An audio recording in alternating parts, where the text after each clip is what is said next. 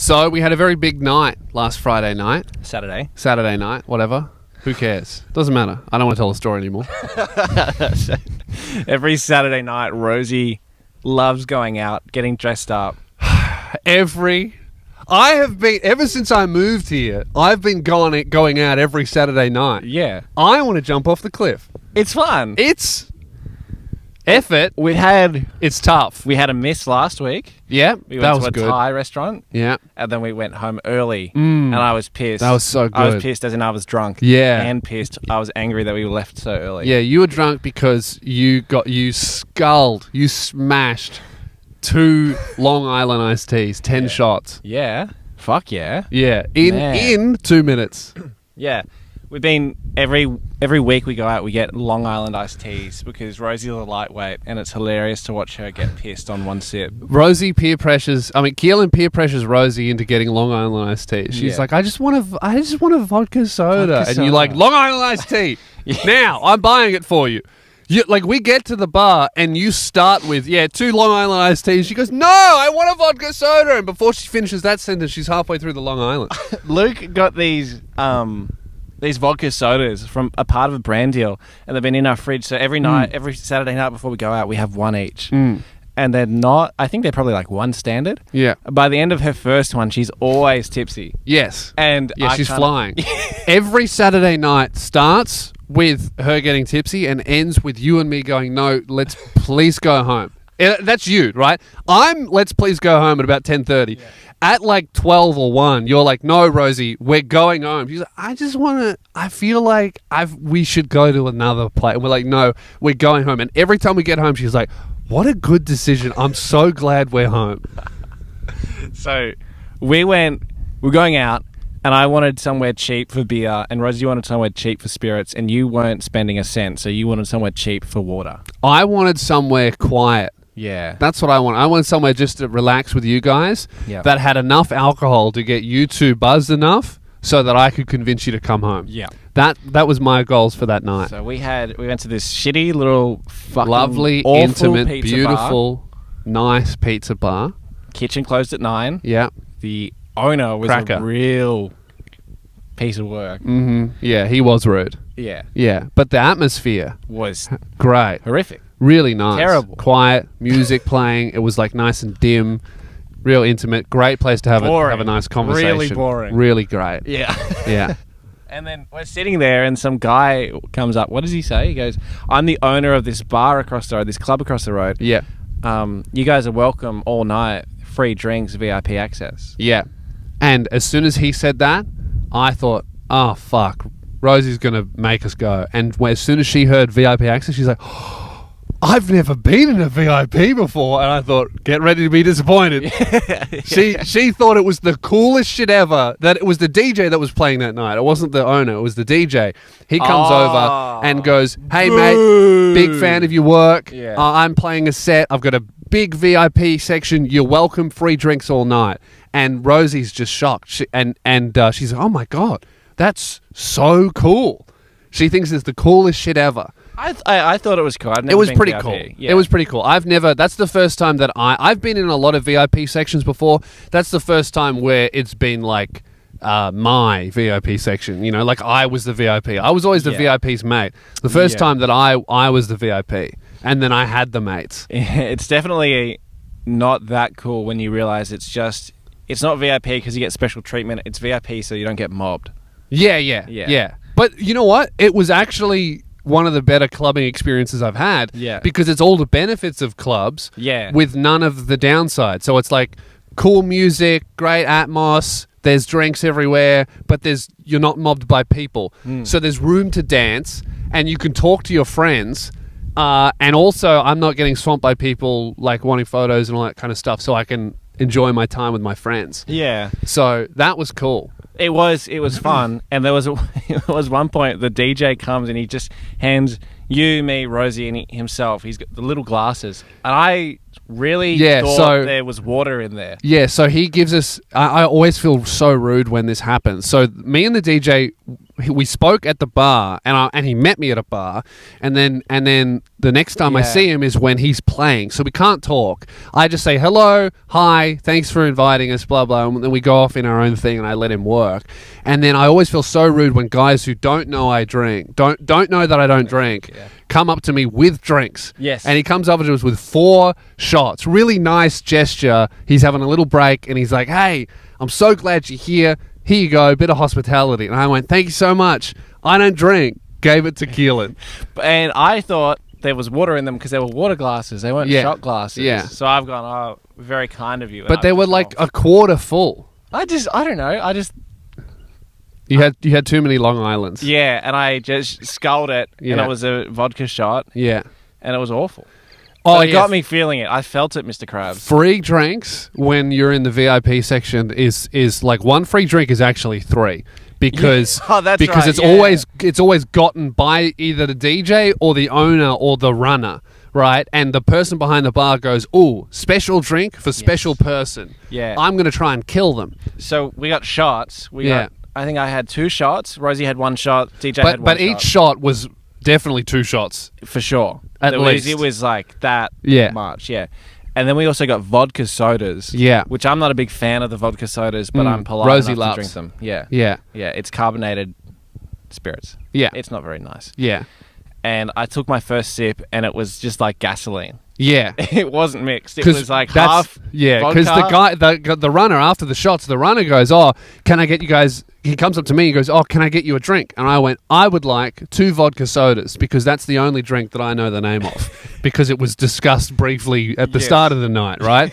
So I would like 2 vodka sodas, and he goes and he runs and he brings them back. So he's bringing them for me. Yeah. So he thinks that I'm going to be double parked. So that's why they were strong because that's a favor to a VIP because that would normally be quite expensive.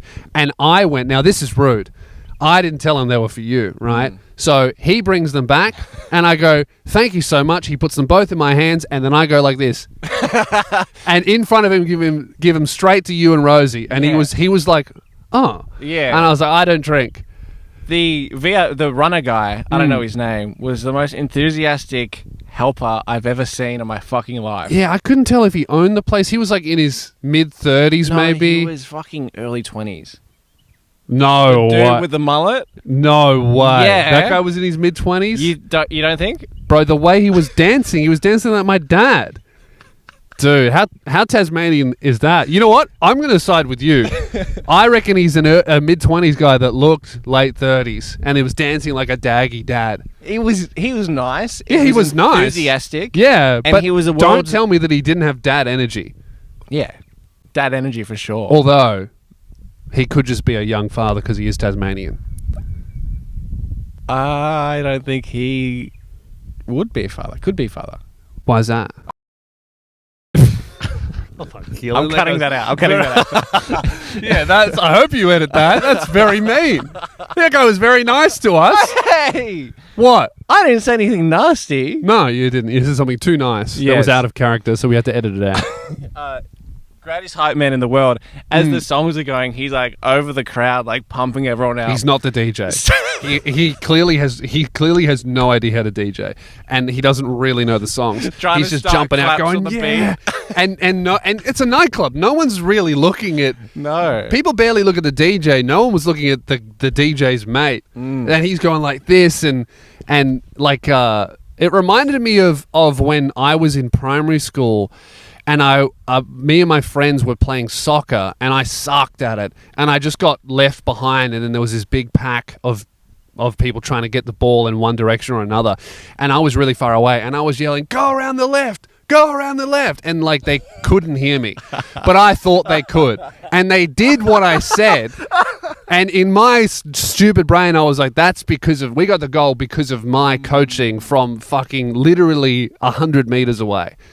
That's what it gave me, that vibe of he was like, "Man, everyone's having fun because I'm doing this." But it's just coincidence. And I brought my little Kodak old 2000s camera. Yeah. And we were taking photos. And he runs up and he goes, "Let me take a photo of you three." Yeah. And he didn't know how to use a camera, which was very funny. Yeah. And then he does take 3 or 4 photos, and all of them, your head's completely cut off. Every single photo, the top of my head is missing. because he was a short guy, because he's from Tasmania. Yeah. Everyone here is short, so I can't blame him. Quite funny photos. Then the VIP section, right? So the VIP section in a nightclub, it's less of a VIP section, more of like place that the DJ decides to keep ugly girls out of. That's right. That's what it, and that's not, I'm not saying it's correct. I'm saying it's the reality that we live in. You're not going to see too many threes in a VIP. Nope. It's a VIP, not a VI3. Other than at Hobart in Hobart. Yeah. But that's, again, a 3 in Hobart, that's actually, a 3 in Melbourne is a 6 in Hobart. Let's say that. Yeah, okay. All right. That's good. Yeah. Man. It's like in Los Angeles, yeah, a really hot, in Melbourne, a really hot person, like a 9, is more like a 6 in Los Angeles.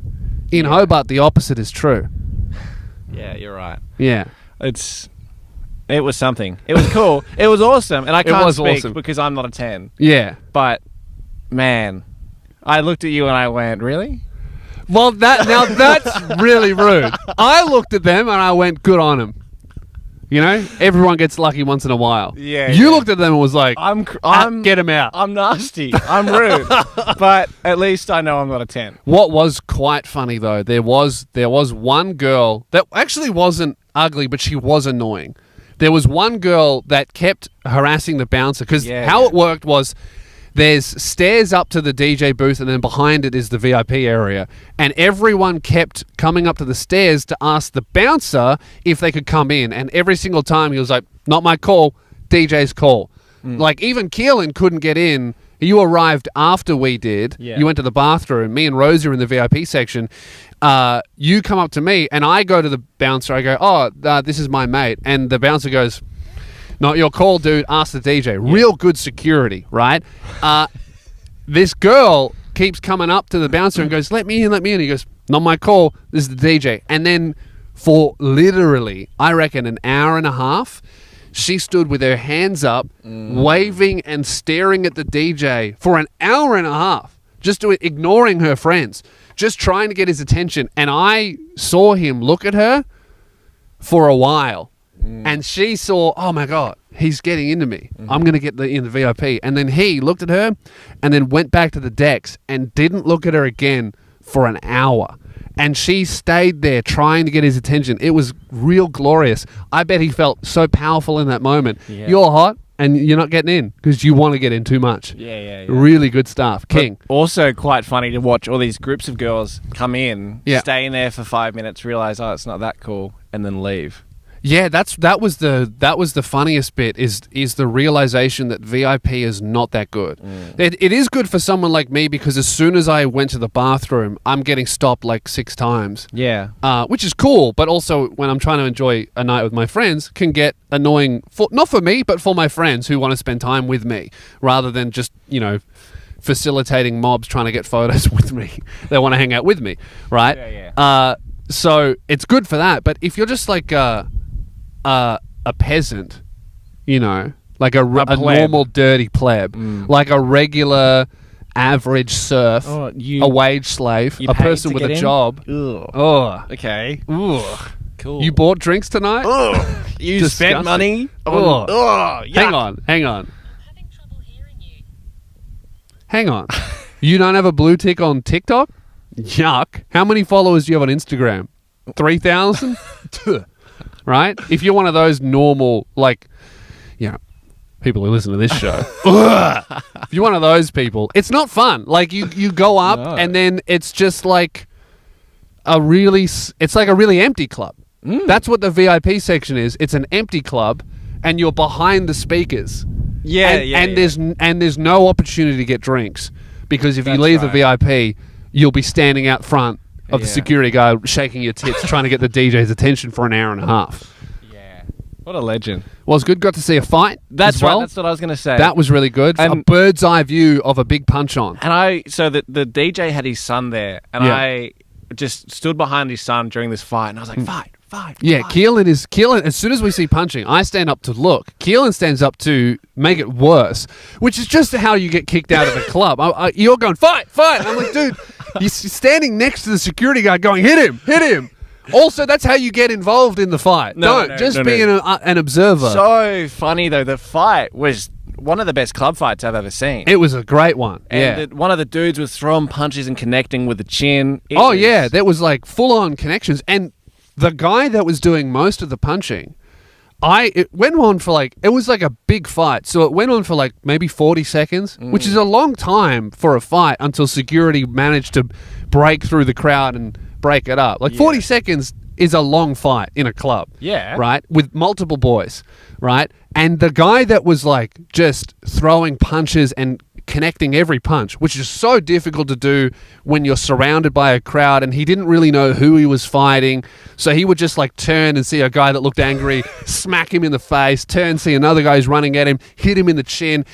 That guy was the whole time smiling and laughing. Massive. He loved smile. it. Yeah. He really, really loved it. He was having, I don't think I've seen more joy on my face for a really long time. Yeah. He was just living his dream, punching on with 6 other guys and winning. Good on him. And then when the security guard stopped him, I don't know if you saw this, but one bouncer took the guy who was getting punched, and then the guy who was throwing the punches was just kind of standing there with his mates, like smiling and laughing about what had happened. Yeah. And the security guard couldn't like drag him out, so it was just like, come on. Stop that. Yeah, come on, mate. Get out of here. Yeah. And it was just really pathetic. Yeah, it was good. Did he leave? Yeah, he left. Yeah. He was politely escorted out. Yeah. The guy who got punched in the face was like dragged. Yeah. He may have started it. I'm not sure. But I liked watching it. I would hope that the guy really enjoying it didn't start it. You know? Because you'd hope that a guy that loves to fight doesn't use that unless he has to. That night we didn't watch the fight, but we were walking into another club and we saw a guy getting arrested by like 10 cops. 10 cops, yeah. Massive brawl that we just missed. And then there was a security guard that was protecting the club where the fight happened, and the whole one side of his face was fucked up. Yeah, like red, swollen, purple. It was fucked up. I was looking at him and he just kept working. I'm like, this guy needs to go home. And I kept looking at the guy going, man, this security guard is a beast. He got absolutely rocked in the face. He should go to hospital rather than continue working. And after about 40 minutes of me going, dude, I can't believe this guy's not going home, Keelan goes, oh yeah, that's definitely a birthmark. I saw him the other day. I was like, okay. Whoops.